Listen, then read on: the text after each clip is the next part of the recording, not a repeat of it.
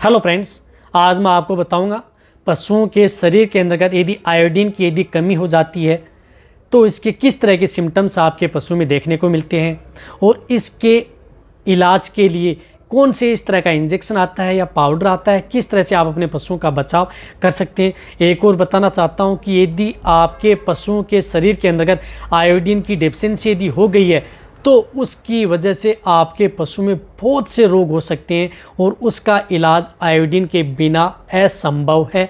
आप चाहे कितनी भी मेडिसिन लगवा लें, आपके पशुओं का इलाज नहीं हो पाता है जब तक आपके पशुओं को आयोडीन प्रचुर मात्रा में नहीं मिल पाती है। और इसकी कमी के सिम्टम्स क्या हैं, क्या कारण है, क्या इलाज करना चाहिए, पूरी डिटेल से बताया जाएगा। तो वीडियो लंबी होगी तो वीडियो को आप स्किप करके मत देखना। एक और बताना चाहता हूँ कि इस चैनल पर जो अभी जो नए जुड़े हैं तो इसमें जो लाल वाला बटन दिख रहा है सब्सक्राइब वाला, उसको दबा लें। साथ में आप बेल आइकन को भी दबाएं और उसमें ऑल वाला ऑप्शन दबाएं ताकि भविष्य में आने वाली हर प्रकार की वीडियो की नोटिफिकेशन आपको समय समय पर मिलती रहे। देखिए, एक और बताना चाहता हूं कि यदि आपके पशु में ऑल एनिमल्स हो, छोटे से लेकर के बड़ा पशु हो, इनके अंतर्गत यदि इस तरह के सिम्टम्स यदि आपको देखने को मिले तो आपको ये देख लेना चाहिए कि आपके पशुओं में शरीर के अंतर्गत आयोडीन की डेफिशिएंसी हो गई है।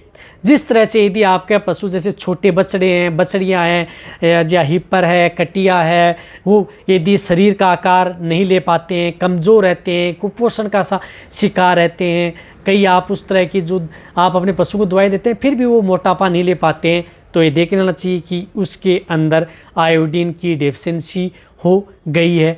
इसी तरह से जो दूधारू पशु हैं, जो इनको यदि आप कई इस तरह के देते हैं लेकिन आप उसमें दूध नहीं बढ़ा पाते हैं तो दूध बढ़ाने के अंदर भी आयोडीन का बहुत बड़ा रोल होता है। जब तक यदि आपके पशु में शरीर के अंदर आयोडीन की पूर्ति नहीं होगी तब तक आपके पशु का दूध नहीं बढ़ पाएगा। इसी तरह से यदि आपका पशु प्रेग्नेंट हो जाता है तो कई बार आपने अपने पशु को देखा होगा कि आपके पशु का अबॉर्शन हो जाता है, गर्भपात हो जाता है, तो वो आयोडीन की डेफिशिएंसी की वजह से भी आपके पशु में गर्भपात हो जाता है। तो उस स्थिति के दौरान हम सोचते हैं कि उसके अंतर्गत हार्मोनल की अपसेंट या डाउन की वजह से अनमें अबॉर्शन हो गया है। हो सकता है उसके अंतर्गत आयोडीन की कमी की वजह से आपके पशुओं में शरीर के अंतर्गत गर्भपात हो गया है।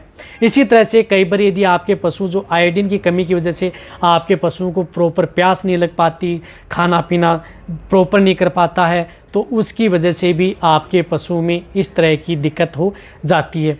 और कई बार यदि आपके पशुओं में देखा होगा कि आयोडीन की मेजर जो कमी है, कमी की वजह से आपके पशुओं में जो गले में सूजन आ जाती है, सूज जाता है सर, तो वह भी आपके पशु में आयोडीन की डेफिशिएंसी की वजह से हो जाता है।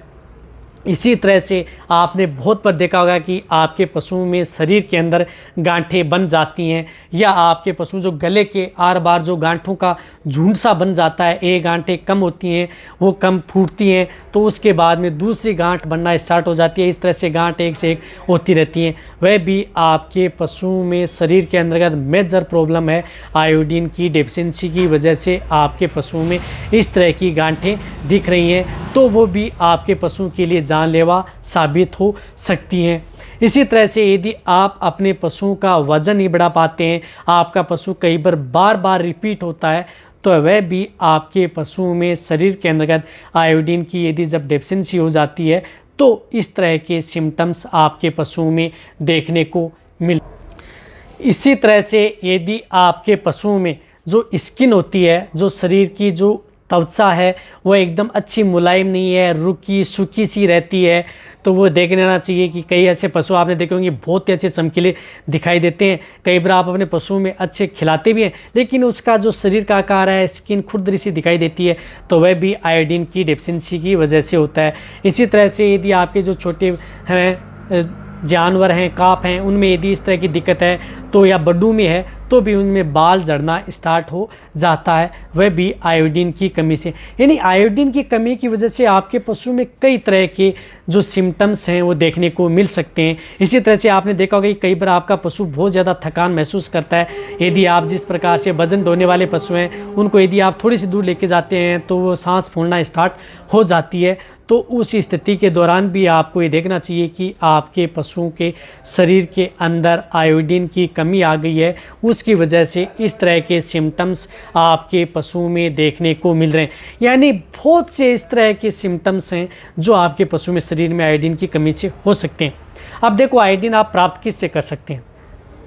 आयोडीन आप अपने पशुओं के लिए जिस प्रकार से नमक है, सेंधा नमक आता है, वह यदि आप अपने पशुओं को जो आती हैं 1 से 2 केजी के अंतर्गत आती हैं, तो आप अपने पशुओं को जो खिलाते हैं उसके अंतर्गत चारे के अंतर्गत डाल करके रखें ताकि आपका पशु रोजाना चाटता रहे। इसी तरह से यदि आप अपने पशुओं को अच्छा मिनरल मिक्सर दे सकते हैं जिसके अंतर्गत हर प्रकार के एलिमेंट्स तत्व आते हैं, iodine, copper, zinc, selenium, manganese, हर प्रकार के, तो वह आप अपने पशुओं को मिनरल मिक्सर भी आप अपने पशुओं को खिला सकते हैं कंटिन्यूटी, ताकि आपके पशुओं में शरीर के अंदर आयोडीन की कमी ना आए। और ऐसे पशु भी देखे हुए हैं जिनमें आप अपने पशुओं को यदि मिनरल मिक्सर भी यदि आप अपने पशुओं को दे रहे हैं तो हो सकता है कि आप अपने जहाँ पर इस क्षेत्र में दे रहे हैं, चारा खिला रहे हैं, तो उसके अंतर्गत इस तरह की डेफिशिएंसी है, उसकी वजह से हो सकता है। फिर भी यदि आप अपने पशु में इस तरह की दिक्कत है कि आप अपने पशु को सब कुछ दे रहे हैं फिर भी आप अपने पशु में आयोडीन की डेफिशिएंसी हो जाती है, तो इसका एक ही बचाव है, इंजेक्शन के द्वारा आप अपने पशुओं में आयोडीन दिया जाए। तो इसके लिए आता है जिस प्रकार से I4H इंजेक्शन जो आपको दिख रहा है, आता आयोडीन और विटामिन ई इसके अंतर्गत मिक्स आती है।